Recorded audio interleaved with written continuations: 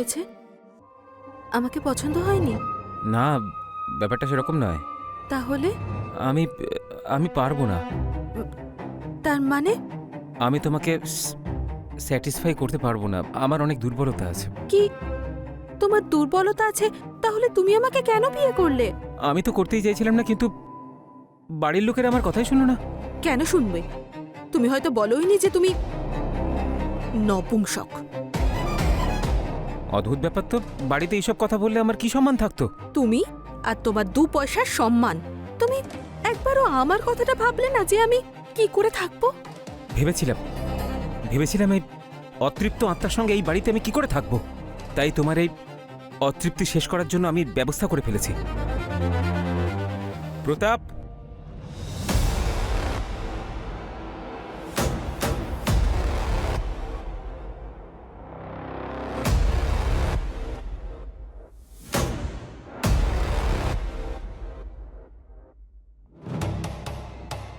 এ হলো আমার বন্ধু প্রতাপ, বিছানার সব থেকে বড় খিলাড়ি। এই খেলায় ওকে আজ পর্যন্ত কেউ হারাতে পারেনি। আজ থেকে তোমার খেয়াল এই রাখবে। Have fun, all the best.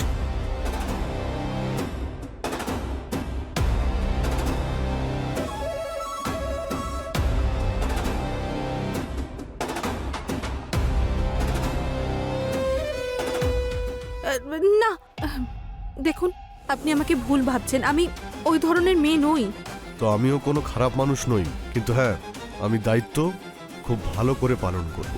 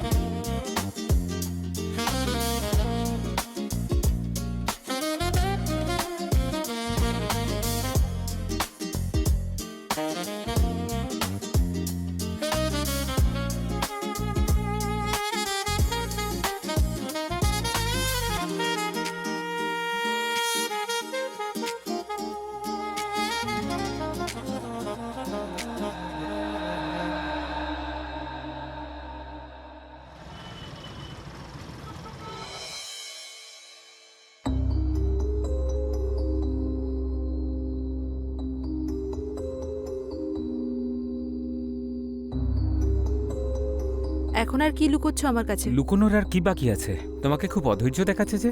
প্রতাপ আসেনি সেই জন্য তো? সব বুঝতে পারি আমি। যদি সবই বোঝো তখন জিজ্ঞেস করো কেন? জিজ্ঞেস করছি না, বলছি। প্রতাপ কোথাও বাইরে গেছে, ও আজ সন্ধ্যেতেই আসবে। তুমি তৈরি হয়ে যাও।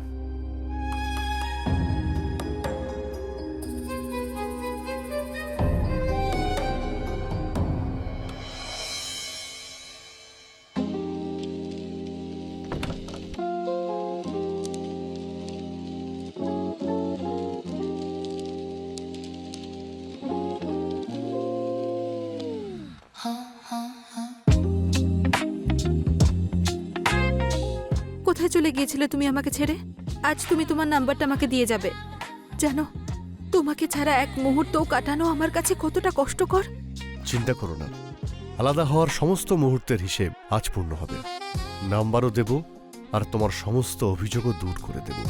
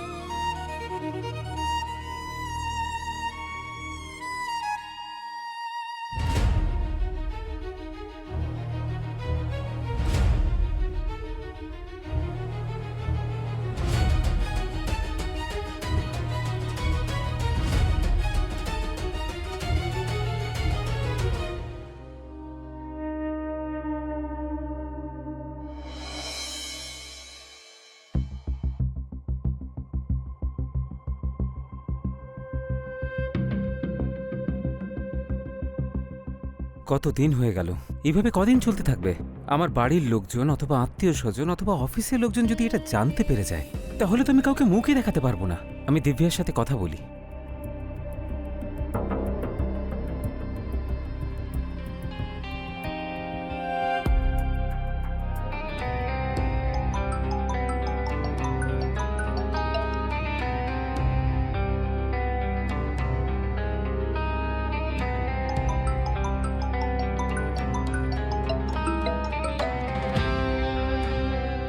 প্রতাপ, কোথায় তুমি? আমি একটু সমস্যায় আছি, তুমি প্লিজ এক্ষুনি বাড়ি এসো, তোমার সঙ্গে কথা আছে। আরে এমন কি হলো আবার? বলো না তুমি কি বলবে। ওফো, আমি আমি তোমাকে ফোনে সব বলতে পারবো না। আরে এমন কি কথা যা তুমি ফোনে বলতে পারবে না? প্রতাপ, আমি আমি প্রেগনেন্ট। প্রেগন্যান্ট?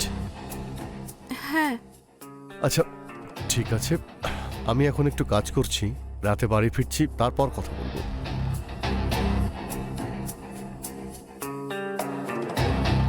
এই প্রেগন্যান্ট কি করে হলো?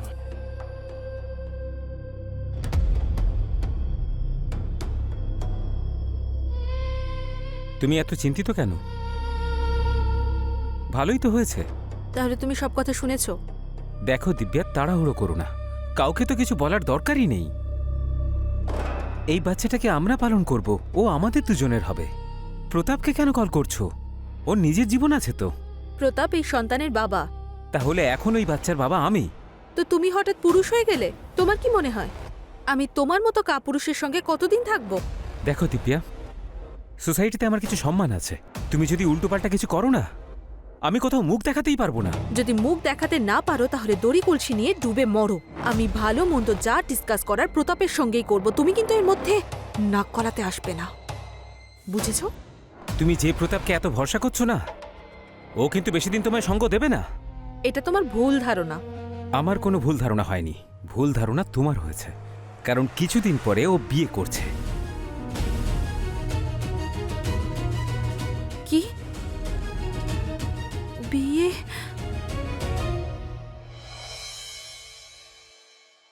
এক্সকিউজ মি, আপনি কে? আমি প্রতাপের সঙ্গে দেখা করব। প্রতাপ স্যার এখন উপরে আছেন, আপনি 2 মিনিট নিচে বসুন, উনি আসছেন।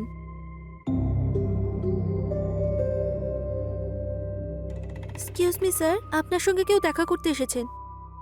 সেন্ডার।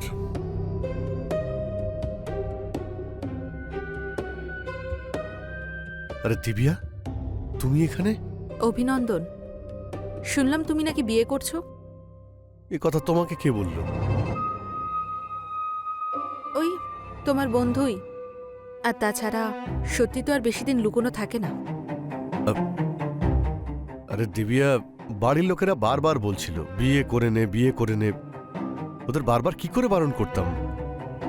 যদি বিয়ে করতেই হয় তাহলে আমাকে করো। তোমাকে? কিন্তু তুমি তো নবীনের স্ত্রী। নবীনের স্ত্রী?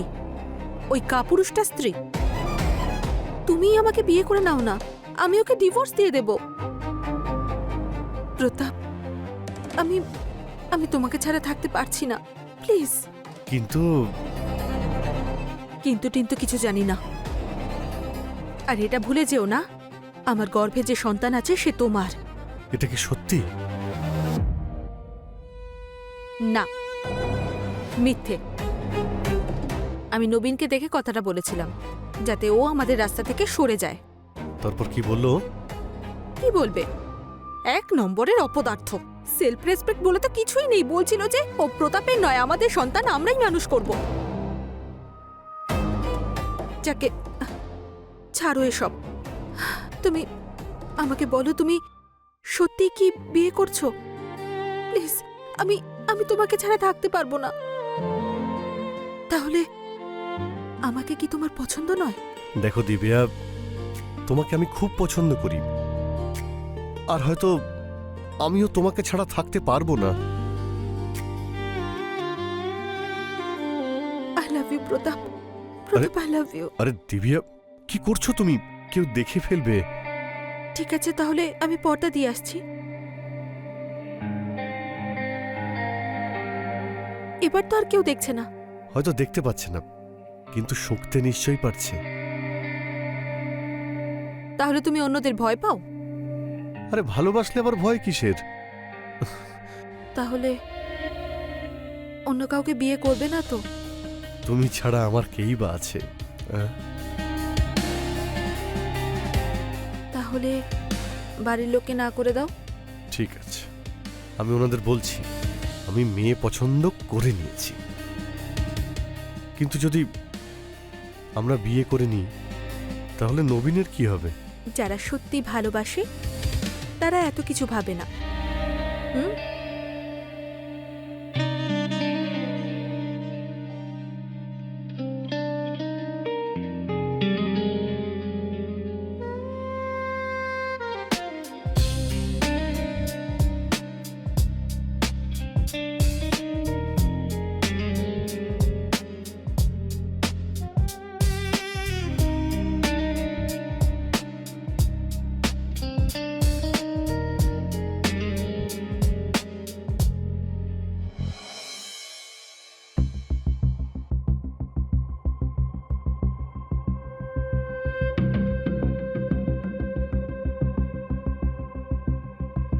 কি হচ্ছে এসব?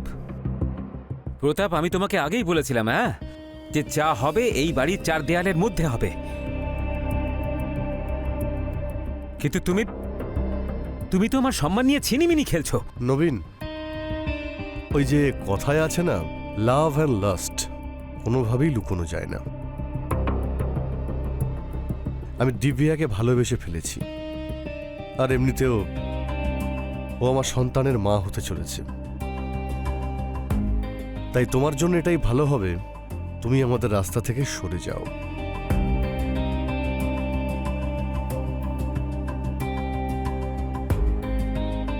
এই হলো ডিভোর্সের পেপারস। দিব্যা তোমাকে ডিভোর্স দিচ্ছে।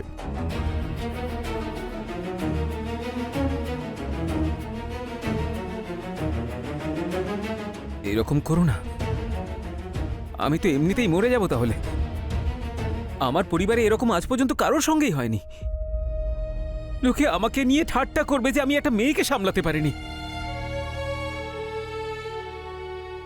তোমার সম্মান, তোমার পরিবার আমি কিচ্ছু জানি না। তোমার সঙ্গে থাকতে আমার দম আটকে আসে। সেই জন্য তুমি আমার জীবন থেকে সরে যাও। শুনেছ? চলে যাব, শুধু তোমার থেকে নয়, এই পৃথিবী থেকেই চলে যাব। ভয় পেও না, আমি তোমার থেকে অনেক দূরে চলে যাব। তোমার ডিভোর্স দেওয়ারও কোনো প্রয়োজনই পড়বে না। কি বলছিস কি তুই? তোর মাথা ঠিক আছে? আমার মাথা একদম ঠিকঠাক আছে।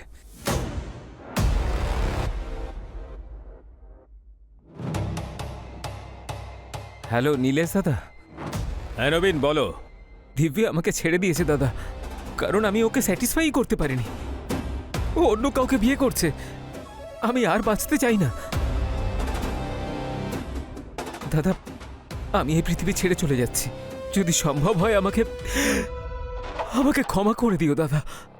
নবীন, এরকম কিছু করতে যেও না। হ্যালো হ্যালো নবীন, হ্যালো।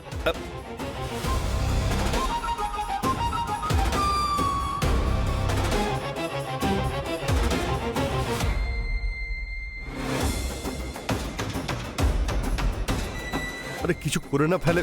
চলো নবীন, নবীন, নবীন, নবীন, আরে পাগল হয়ে গেছো নাকি? দরজা খোলো। উল্টো পাল্টা কিছু করো না তুমি। নবীন প্লিজ দরজা খোলো। খুলছে না তো দরজা। আরে ওকে আটকাতেই হবে, নাহলে আমরা দুজনে ফেঁসে যাব। নবীন, নবীন, নবীন দেখো, আমি তোমাকে ডিভোর্স দেব না, কিন্তু প্লিজ দরজাটা খোলো। নবীন দরজা খোলো। দরজা খোলো। আমার এই পৃথিবীতে আর কাউকেই ভরসা হয় না। খুশি থাকো, আমি চললাম, বাই।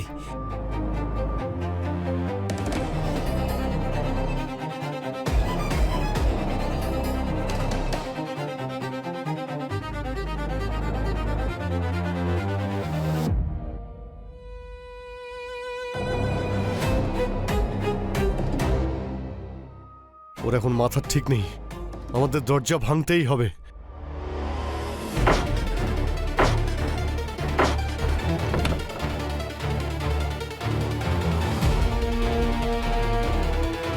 নবীন,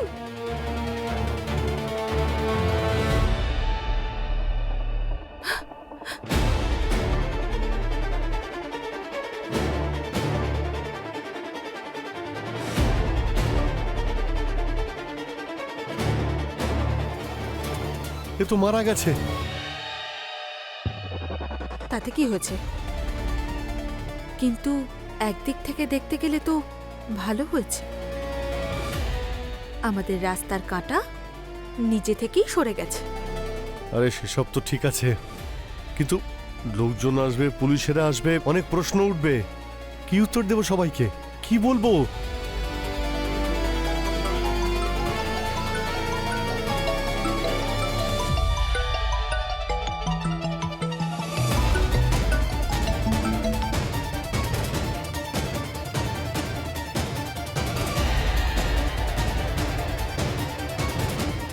এ নবীনের দাদা, এ এক বড় সমস্যা। ও যতটা রাগী তার চেয়েও বেশিও ভয়ঙ্কর। ওকে কি করে বোঝাবো? বলে দেব যে মিথ্যে মিথ্যে সন্দেহ করত।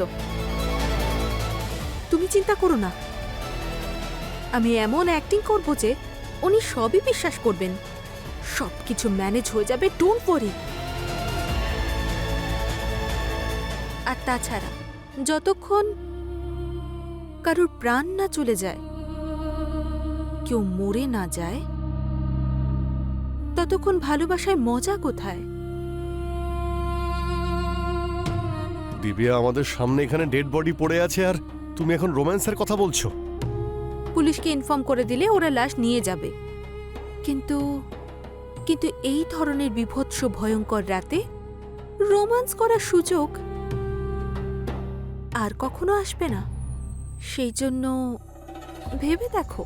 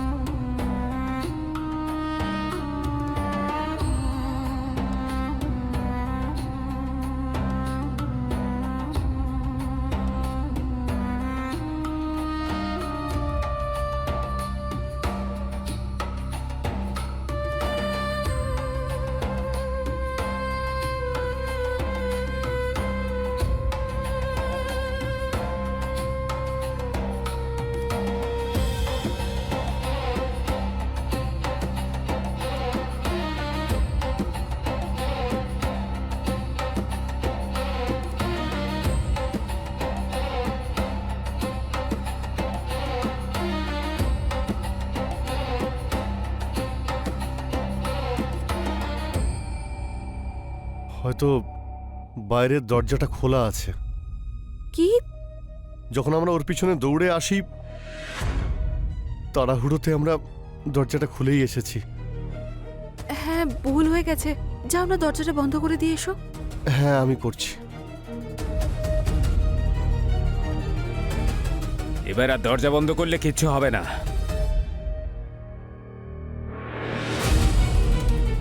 নবীন, নবীন, নবীন আমার ভাই, কি হয়েছে নবীন? নবীন, তুই কেন এরকম করলি নবীন?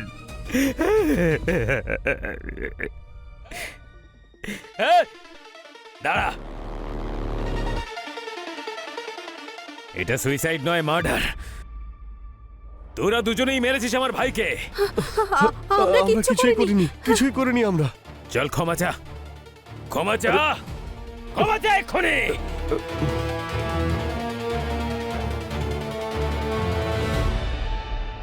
নবীন, নবীন, আমাদের ক্ষমা করে দাও। আমরা অনেক বড় ভুল করে ফেলেছি। Please please. ক্ষমা করে দাও। ক্ষমা চাওয়া হয়েছে, হয়েছে ক্ষমা চাওয়া। তার মানে তোরা নিজেদের ভুল স্বীকার করে নিচ্ছিস।